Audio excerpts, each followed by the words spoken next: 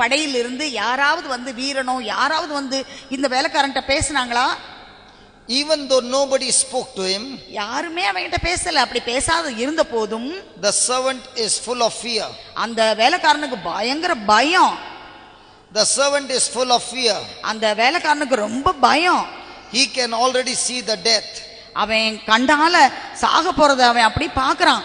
Because he knows why the army is there. ஏன்னா அவனுக்கு தெரியும் எதுக்கு இவ்வளவு படைகள் வந்து இப்படி சுத்தி நிக்கறாங்கன்னு சொல்லி. He knows that his master had given the plans to the king of Israel. ஏன் சொன்னா அவனுடைய தலைவர் எப்படி இஸ்ரேல் மன்னர்கிட்ட சீரியா நாட்டு மன்னனுடைய எல்லா திட்டங்களையும் சொல்லிட்டாரு அப்படின்னு அவனுக்கு தெரியும். And the enemy has come to know that his master is the cause of it. அப்போ அந்த எதிரிக்கு தெரிய வந்தது இந்த இறைவாக்கினர் தான் இது எல்லாத்துக்கும் காரணம் அப்படின்னு சொல்லி. Now what is his mold? இப்போ அவனுக்கு எப்படி ஒரு சிந்தனை இருந்தது? What is he thinking? அவன் என்ன யோசிச்சுக்கிட்டு இருந்தான்? What is he thinking? என்ன அவன் யோசிச்சுக்கிட்டு இருந்தான்? அந்த வேலைக்காரன் He is going to die. நான் சாக போறேன்.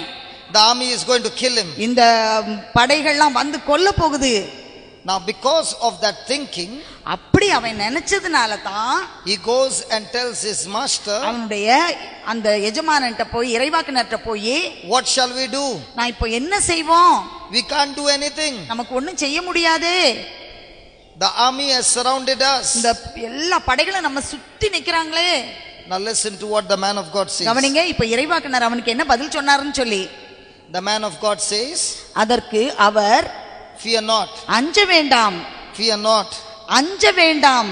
He that is with us அவர்களோடு இருப்பவர்களை விட are more than they that are with them. நம்மோடு இருப்பவர்கள் அதிகம் என்றார். Did the man of God get scared? பாருங்க, அந்த இறைவாக்கினர் பயந்தாரா? Hello, did the man of God get scared? இறைவாக்கினர் பயந்தாரா? The man of God's thinking is not on the army. அந்த இறைவாக்கினரோட சிந்தனை அங்க உள்ள படையை பற்றி அல்ல. The man of God is believing, அந்த இறைவாக்கினர் நம்புகின்றார், God has put millions, thousands and thousands of angels, கடவுள் ஆயிரக்கணக்கான வானதூதர்களை charge over him. அவனை காப்பதற்காக நிறுத்தி இருக்கின்றார் என்று நம்பினார். What is the servant thinking? அந்த வேலைக்காரன் என்ன நினைச்சான்? Death. சாவை பற்றி நினைத்தான். What is the man of God thinking? இறைவாக்கினர் எதை பற்றி நினைத்தார்? I got invisible army with me. கண்ணுக்கு தெரியாத எத்தனையோ ஆயிரக்கணக்கான வானதூதர்கள் படைகள் எனக்கு இருக்கின்றது என்று நினைத்தார். Now my friend, என்னோட நண்பர்களே, you are also going through some problem. நீங்களும் வாழ்க்கையில பிரச்சனையில நீங்க இருக்கீங்க. What are you thinking? நீங்க என்ன நினைச்சிட்டு இருக்கீங்க? Are you thinking like the servant? நீங்க அந்த வேலைக்காரனை போல நினைச்சிட்டு இருக்கீங்களா? This sickness is going to kill me. இந்த நோய் என்னைய கொன்னு போடும். This evil spirit will not leave me. இந்த தீய சக்தி என்னை விட்டு போகாது. My life is going to be destruction. என்னுடைய வாழ்க்கையே அழிவுல தான் இருக்கு. There is going to be lots and lots of problems. என்னுடைய வாழ்க்கையில அதிகமா பிரச்சனை தான் இருக்குது. Or are you going to think what Jesus is saying? நீங்க ஆண்டவர் இயேசு சொல்வதை பற்றி சிந்திக்க போறீங்களா? Jesus is saying, do not worry, I am with you. ஆண்டவர் இயேசு சொல்கின்றார், கவலைப்படாதே, நான் உன்னோடு இருக்கிறேன். I will never leave you nor forsake you. நான் உன்னை விட்டு விலகவும் மாட்டேன், உன்னை கைவிடவும் மாட்டேன். I am your savior. நான் உன்னுடைய மீட்பர். I am your healer. நான் உன்னை குணமாக்குபவர். I am your deliverer. நான் உன்னை விடுதலையாக்குபவர். I am your protector. நான் உன்னை பாதுகாப்பவர். I will baptize you with my Holy Spirit. நான் என்னுடைய பரிசுத்த ஆவியால் உன்னை நான் நிரப்பி பாதுகாப்பேன். I will give you the power to get victory over the powers of darkness. இருளின் அந்தகார சக்தியிலிருந்து வெற்றி பெறுவதற்கான வலிமையை நான் உனக்கு கொடுப்பேன். Which one are you thinking? நீங்க எதை பத்தி யோசிச்சுக்கிட்டு இருக்கீங்க? Same situation. அதே மாதிரி ஒரு சூழ்நிலை தான். Same situation. அதே மாதிரி சூழ்நிலை தான். Two different ways of thinking. ரெண்டு வகையான சிந்தனை இருக்கிறது. Which one are you thinking? நீங்க எந்த வழியில நீங்க யோசிச்சுக்கிட்டு இருக்கீங்க? Are you thinking like the servant? நீங்க அந்த வேலைக்காரனை போல யோசிச்சுக்கிட்டு இருக்கீங்களா? Or are you thinking as a man of God? அல்லது நீங்க அந்த கடவுளின் மனிதரை போல நீங்க சிந்திச்சிட்டு இருக்கீங்களா? If you are thinking like the servant, அந்த வேலைக்காரனை போல நீங்க சிந்திச்சிட்டு இருந்தீங்கன்னா, you will have the way you think. நீங்க எதை நினைச்சிட்டு இருக்கீங்களோ அதுதான் உங்களுக்கு கிடைக்கும். 14 years back, 14 வருடங்களுக்கு முன்னால், My life was very, very bad. என்னுடைய வாழ்க்கை மிக மிக மோசமாக இருந்தது. I did not know Jesus. எனக்கு ஆண்டவர் இயேசுவை பற்றி தெரியாது. I did not go to church. நான் கோயிலுக்கு போறது கிடையாது. My life was a life of sin. என்னுடைய வாழ்க்கை ஒரு பாவ வாழ்க்கையாக இருந்தது. And because of which அதனால I had made wrong decisions in my life. நான் என்னுடைய வாழ்க்கையிலே தவறான முடிவுகளை நான் எடுக்க ஆரம்பித்தேன். I had gone to the wrong places because my business was not working. என்னுடைய தொழில் சரியாக வேலை அதிலே வெற்றி இல்லாதனால் நான் தவறான இடங்களுக்கு சென்று கொண்டிருந்தேன். So I had even been to a place where the witchcraft, black magic and all those things are happening. எங்கெல்லாம் இந்த தீய சக்திகள் மந்திரம் செய்யற இடம், மந்திர சொல், மந்திர வித்தைகள், மாய வித்தைகள் செய்யற இடங்களுக்கெல்லாம் நான் போயிருக்கேன். Because I did not know the power of Jesus. ஏன் சொன்னா எனக்கு ஆண்டவர் இயேசுவுடைய வல்லமை அப்போது எனக்கு தெரியாது. When I went to those wrong places, அந்த தவறான இடங்களுக்கெல்லாம் நான் சென்றபோது the evil spirits began to torment me. அந்த தீய சக்திகள் என்னை துன்புறுத்த ஆரம்பித்தது. And in no time, கொஞ்ச நாளுக்குள்ளாகவே I not only lost my business, என்னுடைய தொழில் எல்லாம் நஷ்டமடைந்தது. I lost my mind as well. என்னுடைய சிந்தனை திறனையும் நான் இழந்தேன். I reached a situation, நான் ஒரு நிலைமையை நான் அடைந்தேன். I did not know my name. எனக்கு என்னுடைய பெயர் தெரியாது. I did not know who is my wife, who are my children. என்னுடைய மனைவி யார், என்னுடைய குழந்தைகள் யாருன்னு தெரியாது. And the whole day I would turn my face like this. நான் எப்ப பார்த்தாலும் என் தலையை இப்படி உருட்டிட்டே நான் இருப்பேன். I would be doing like this, நான் like இப்படி this. இப்படி இப்படி உருட்டுவேன் தலையை. The whole day. முழு நாள் இப்படி இப்படி உருட்டிட்டே இருப்பேன். There were demons in me. என் மேல தீய சக்திகள்லாம் இருந்தது. If anybody would come close to me, என் பக்கத்துல யாராவது நெருங்கி வந்தாங்கன்னா I would pounce on them அவங்க மேல அப்படி பாய்வேன்.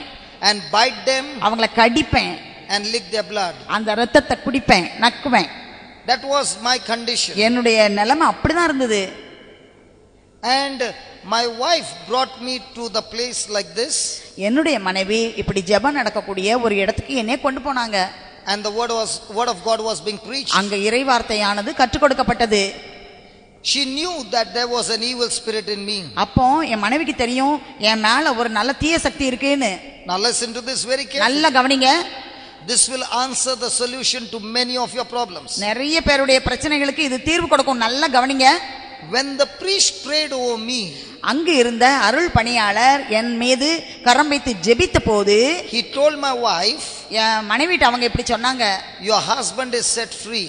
உங்க கணவர் இப்போது விடுதலையை பெற்றுக் கொண்டுள்ளார். Your husband is set free. உங்க கணவர் இப்போது விடுதலையாக்கப்பட்டுள்ளார். Your husband is set free. உங்க கணவர் இப்போது விடுதலையாக்கப்பட்டுள்ளார். So please take him home. அதனால இவங்களை வீட்டுக்கு கூட்டி போங்க.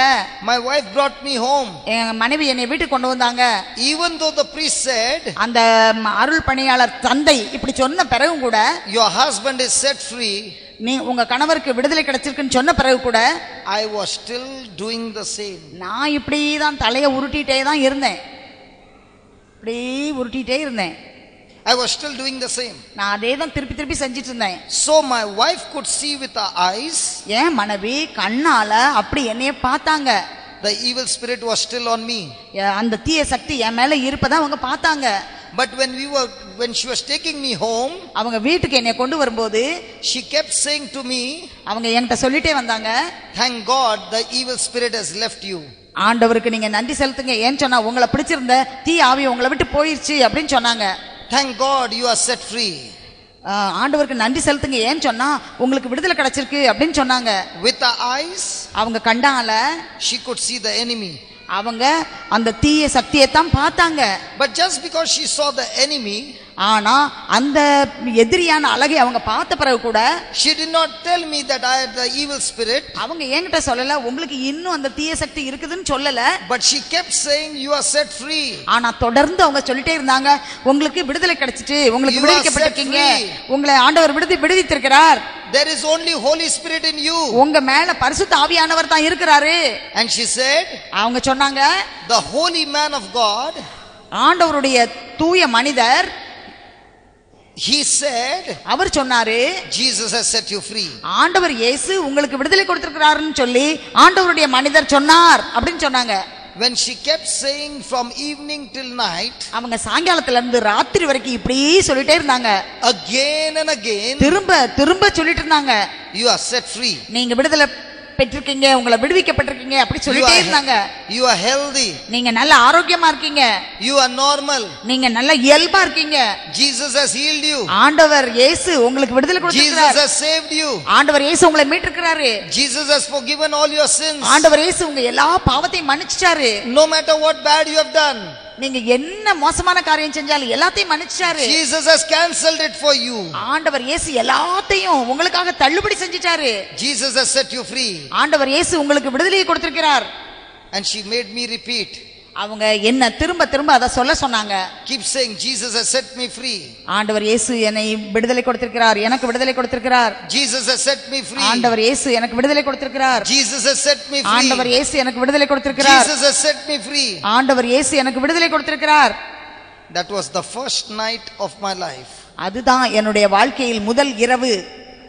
I slept like a baby. நான் ஒரு சின்ன குழந்தை தூங்குறது மாதிரி நான் தூங்கினேன். I slept, நான் தூங்கினேன் saying these words. இதே வார்த்தையை சொல்லிட்டே தூங்கினேன். Jesus Christ is my Lord. ஆண்டவர் இயேசு எனது கடவுள். Jesus is my Savior. ஆண்டவர் இயேசு என் மீட்பர். Jesus is my healer. ஆண்டவர் இயேசு என்னை குணப்படுத்தியவர். Thank you, Jesus. You have set me free. நன்றி இயேசுவே, எனக்கு விடுதலை கொடுத்ததுக்காக உமக்கு நன்றி. Praise God. Praise the Lord.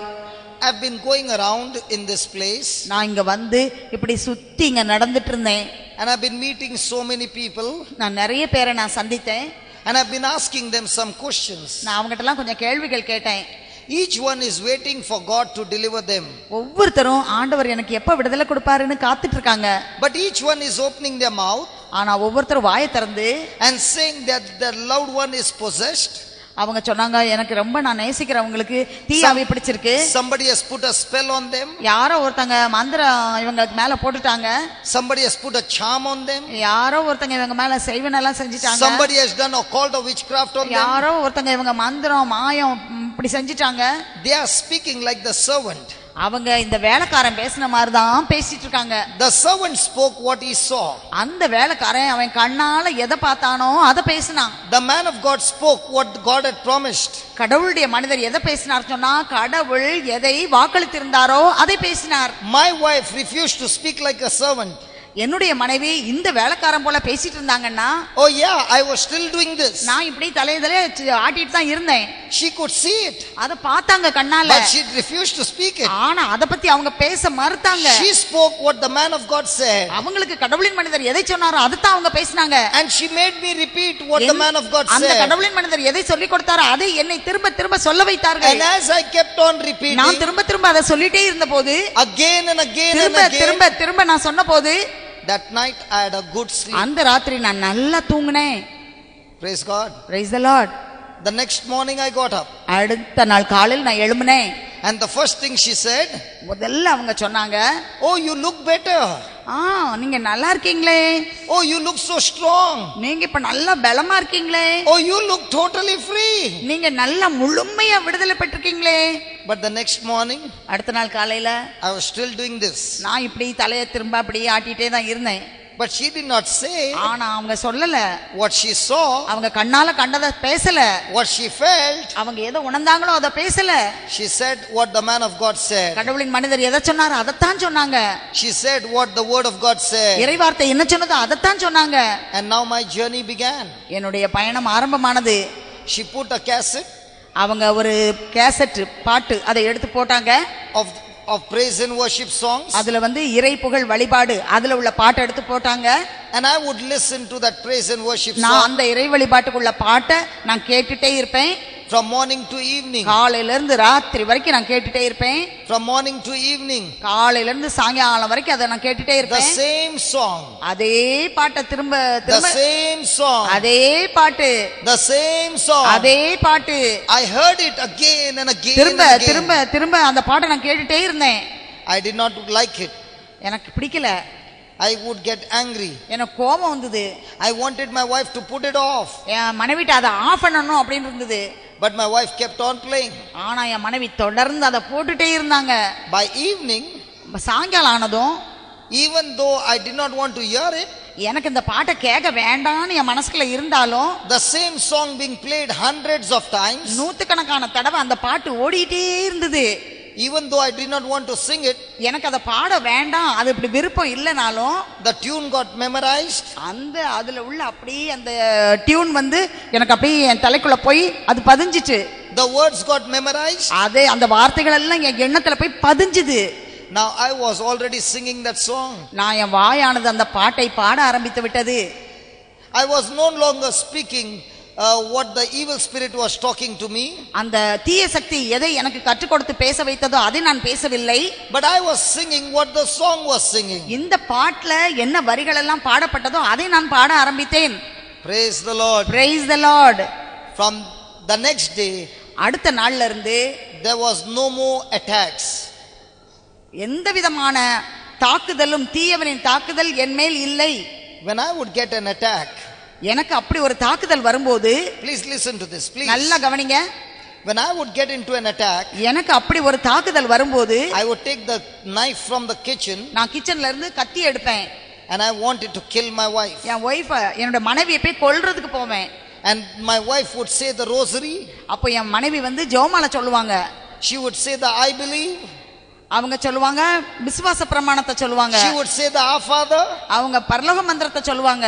And I could not touch her. அப்ப எனக்கு அவங்க பக்கத்துல போக முடியாது. Oh, the knife was in my hand. கையில அப்படி கத்தி இருக்கும்.